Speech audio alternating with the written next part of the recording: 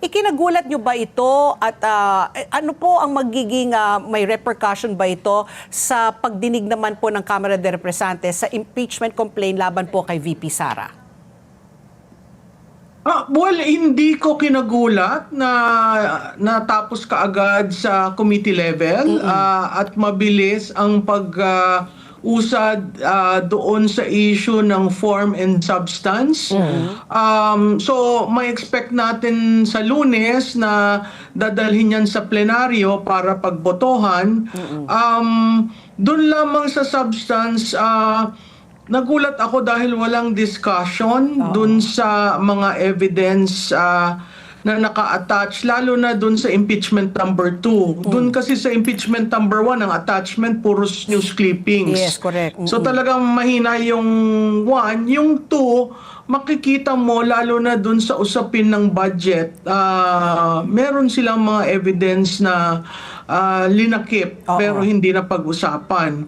Ngayon, dun sa makukumpara natin ngayon dahil ang isusunod may transmittal na ang SecGen sa committee, sa speaker tapos sa committee nung dalawang impeachment cases kay Vice President Duterte.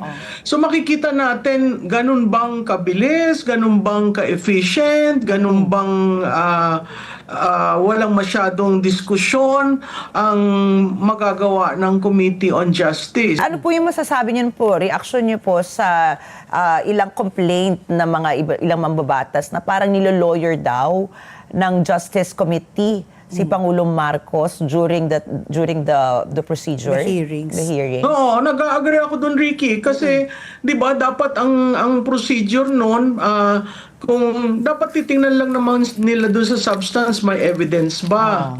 Tapos yung depensa noon, pagsasalitain mo yung lawyer o representative ni Presidente Marcos, pero hindi tayo umabot dun sa level na yon.